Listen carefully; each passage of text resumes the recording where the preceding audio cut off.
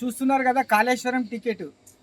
ఇది కాళేశ్వరం గ్రామ పంచాయతీ కార్యాలయం, కాళేశ్వరం మహాదేవ్పూర్ మండల్, జయశంకర్ భూపాలపల్లి జిల్లా, ప్రవేశ రుసుము పార్కింగ్.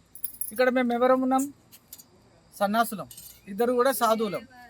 కానీ దర్శనానికి మేము లోపల కాళేశ్వరం నదికి దర్శనానికి వెళ్తూ ఉంటే అక్కడ 100 రూపాయలు ఇస్తే కానీ పంపే ప్రసక్తి లేదు.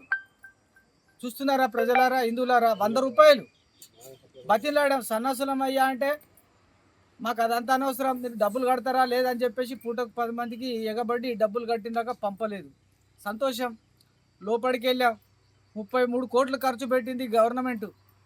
ఏ గవర్నమెంట్ ఎక్కడ ఖర్చు పెట్టిందో అర్థం కావట్లేదు. అక్కడ 2-3 టెంట్లు పచ్చ చేశారు, ఈ పక్క ఆ పక్క. అక్కడ పోయి తీరా చూస్తే పురోహితులకు సంబంధించినటువంటి పిండ ప్రధాన కార్యక్రమాలు జరుగుతూ ఉన్నాయి. ఒక రోడే తవ్వేశారు, దాంట్లో దొడ్డుది బెడ్షీట్ లాంటి దొడ్డుది వేశారు. దాంట్లో అక్కడక్కడ కూర్చొని ఉన్నారు. చిన్న చిన్న పిల్లలను తీసుకొని వస్తే ఎక్కడ కూర్చుండబెట్టాలి? అయ్యా యంత్రాంగం గారు, మీరు ఆలోచించండి. మనం అన్నం తింటున్నాం, ఎర్రటెండ 50 డిగ్రీలు 45 డిగ్రీల ఎండ కొడుతూ ఉంది. వచ్చిన ప్రజలు ఎక్కడ ఉండాలి? ఆలోచించండి జర్రా.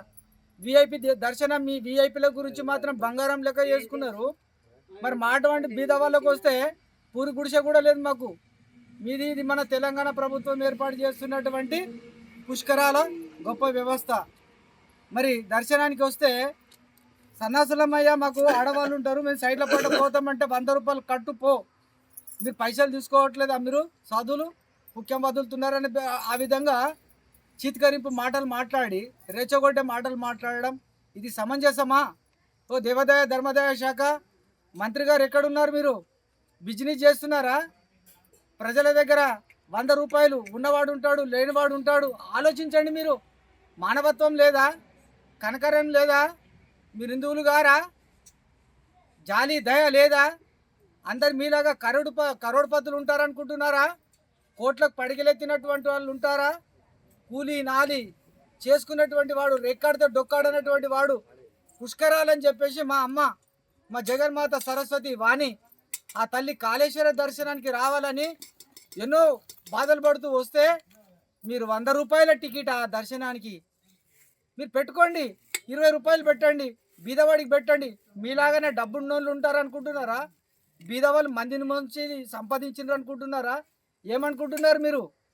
ఇక్కడ చెట్ల కింద కూడా అక్కడ వ్యవస్థ, తినడానికి వ్యవస్థ లేదు. భోజనానికి వెళ్తే అక్కడ ఫుల్ రష్ ఉంది. ఇక్కడ చెట్ల కింద అక్కడ చూపెట్టి, అక్కడ చూడు హనుమాన్ స్వాములు కూడా చెట్ల కింద తింటున్నారు. అక్కడ చూపెట్టండి, అక్కడక్కడ చెట్ల కింద తింటున్నారు జనం. మరి ఏం వ్యవస్థ చేశారు మీరు? 33 కోట్లు పెట్టి ఏదో తెగ అడ్వర్టైజ్ చేస్తున్నారు. దొబ్బిల దోపిడేనా?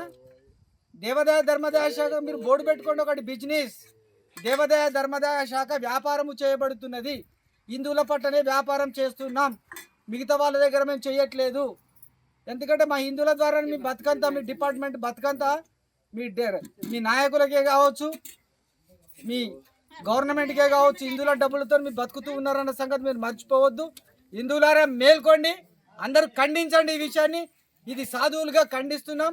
సాధువులందరూ కూడా లెటర్ ఇచ్చారు, మా సాధువులని తక్షణమే దర్శనాలకు పంపండి అని. అయినా పంపకుండా ఈవో గారు కఠినంగా వ్యవహరించి సిబ్బందిని ఆ విధంగా తయారు చేశారు. దీన్ని తీవ్రంగా ఖండిస్తున్నాం. మేలుకో హిందువా, మేలుకో. ఇటువంటి అధికారులకు తగిన మీరు బుద్ధి చెప్పండి. కాళేశ్వరంకి వచ్చినటువంటి వాళ్ళు కూడా ఎవరు ఊరుకోకండి. ఖచ్చితంగా మీరు బెదిరించి మీరు మన పనులు మనం చేసుకుందాం. హర హర్ మహాదేవ్, హర హర మహాదేవ్.